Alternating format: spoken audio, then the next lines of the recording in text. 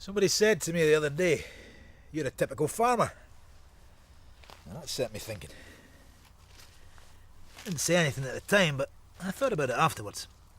And I realised I really had no idea what he meant. Maybe I just look like someone who likes standing in muck or talking to animals. Well, there's no such thing as a typical farmer anymore. That's what Dad used to be. But not anymore. Well, we had to change, didn't we? We've always been part of the country. Always thought of the town as being somewhere else. But now, well, it was the fuel costs that started it, I suppose. I mean, it just got so high nobody could afford to go anywhere. Goods were too expensive. Anything had to go by road, forget it. You remember when all those lorries used to be up and down the motorway?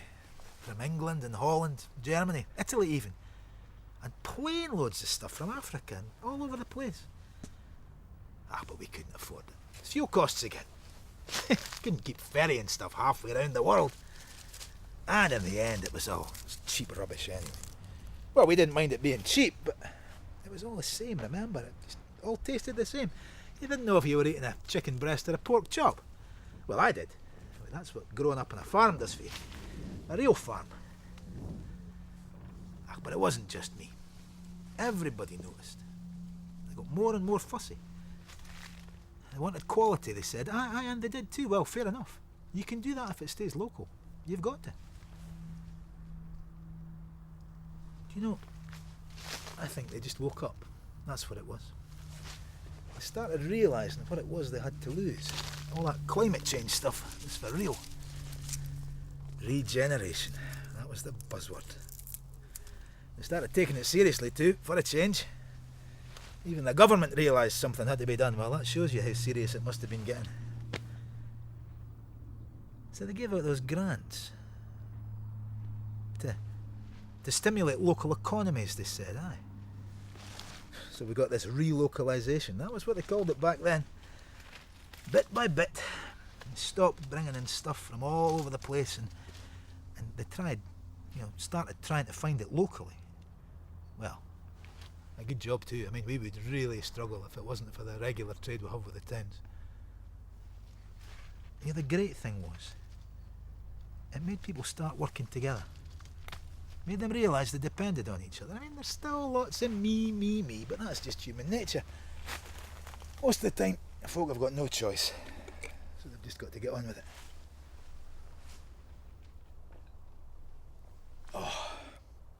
Well, that's great for me, of course. But that's what I mean about being a typical farmer. I mean, if there's a local community, somebody has got to feed it. But, I mean, there's much more to it than that. I mean, folk need food, but they need other things, lots of other things as well. And there's no more of those giant supermarket places. Thank God. My farm's involved in everything that's going on around here. It's important. I mean, we're not that big, but we do all sorts of things. Food, but fuel too. I mean, we give them all their heat and power. Which is why calling me a typical farmer makes no sense. I mean, I'm a jack of all trades. I've got pigs and chickens to rear, oats to grow, polytunnels full of fruits and salads, wood fuel, wind turbines, all sorts of things. Well, I'm a big employer too. I mean, with the cost of fuel, I can't afford that much in the way of machinery. So I need lots of people to work on all the things we do around here. And there's plenty of people around here now too. They moved out from the city. Well, why wouldn't they? It's a bit different, eh? Well, I suppose what I really am is a manager. Not just a farm manager, a manager, a rural entrepreneur. And I'm the butcher, the baker, the greengrocer, and the man that keeps their fires burning and their computers on. It's nice, actually. You get a bit of kudos from it all. And in fact, I'm doing okay. I mean, I wouldn't call myself rich, but then who is nowadays? It's steady. I can't see me expanding at all, not for a while anyway. Well, it's fuel costs again. Until they find... No. That's not the right word. They won't find any new fuel. There's none to be found.